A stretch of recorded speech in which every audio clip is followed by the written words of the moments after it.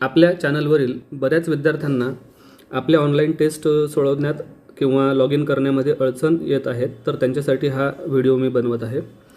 तर मित्रांनो, सर्वप्रथम आपल्या चॅनलवरील टेस्टच्या लिंकवर क्लिक करा। त्यानंतर तुमच्यासमोर आपली वेबसाईट mpsctestseries.in ही ओपन होईल किंवा ज्या लिंकवर तुम्ही क्लिक केलं तो संबंधित सराव प्रश्नसंच तुमच्यासमोर ओपन होईल। तुम्ही असं स्क्रोल करून खाली जाऊ शकता।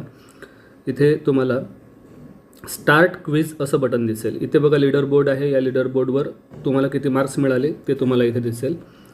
आणि इथे खाली बघा, जसं आता आपण जनरल नॉलेज क्विज सुरू करतोय आजची, तर इथे तुम्हाला स्टार्ट क्विज करताना बऱ्याच विद्यार्थ्यांना अडचण येतात। तर बघा, आपल्या वेबसाईटवर तुम्हाला टेस्ट सुरू करण्यासाठी लॉग इन करणं आवश्यक आहे। त्यासाठी इथे कंटिन्यू विथ गुगल असं बटन दिलेलं आहे। तर तुम्हाला काय करायचं आहे, लॉग इन करण्यासाठी कंटिन्यू विथ गुगल या बटनवर क्लिक करायचं आहे। त्यानंतर तुमच्यासमोर तुमचा ईमेल ॲड्रेस इथे आलेला दिसेल।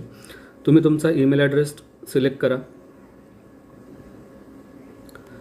त्यानंतर थोडा वेट केल्यानंतर बघा तुम्हाला इथे लॉग इन झालेले दिसेल। इथे वर उजव्या कोपऱ्यामध्ये तुम्हाला तुमचा लोगो आलेला दिसेल आणि डाव्या कोपऱ्यामध्ये डॅशबोर्ड आलेला दिसेल।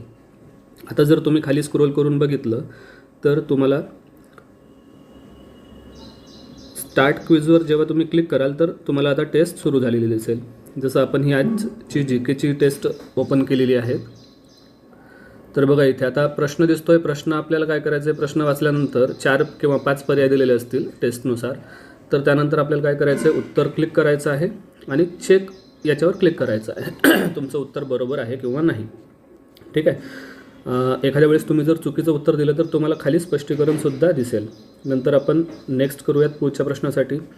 आता इथे बघा, हा जो प्रश्न आहे, ताडोबा अंधारी व्याघ्र प्रकल्प कोणत्या जिल्ह्यामध्ये आहे? ठीक आहे। तर याचं बरोबर उत्तर जे आहे ते चंद्रपूर आहे। मी नागपूर देऊन बघतोय। तर ठीक आहे, बघा खाली तुम्हाला स्पष्टीकरणामध्ये दाखवलेलं आहे की त्याचं करेक्ट उत्तर काय आहे। तर ठीक आहे। तर अशा प्रकारे तुम्ही तुम्हाला हवा असलेला टेस्ट सोडू शकता। ठीक आहे। जेव्हा तुमचे पूर्ण प्रश्न होतील त्यानंतर तुम्हाला सबमिट किंवा एंड टेस्ट असं बटन दिसेल। त्यानंतर तुम्ही टेस्ट एंड करू शकता। मग तुम्हाला तुमचे मार्क्स, तुमचं पूर्ण ॲनालिसिस तिथे दिसेल आणि वर लीडर बोर्डवर सुद्धा तुमचे मार्क्स सबमिट झालेले तुम्हाला दिसतील। लॉग इन करण्याचा एक महत्त्वाचा फायदा हा आहे मित्रांनो, की इथे तुम्ही वर जर जाऊन बघितलं तर या डॅशबोर्डवर तुम्हाला डावीकडच्या वरच्या डाव्या कोपऱ्यामध्ये डॅशबोर्ड हे बटन दिसेल। या डॅशबोर्डवर तुम्हाला आज प्रकाशित झालेले सर्व तुमची माहिती, तुमचं नाव वगैरे इथे दिसेल। त्यानंतर आज प्रकाशित झालेले सर्व सराव प्रश्नसंच तुम्हाला इथे एकाच ठिकाणी मिळतील।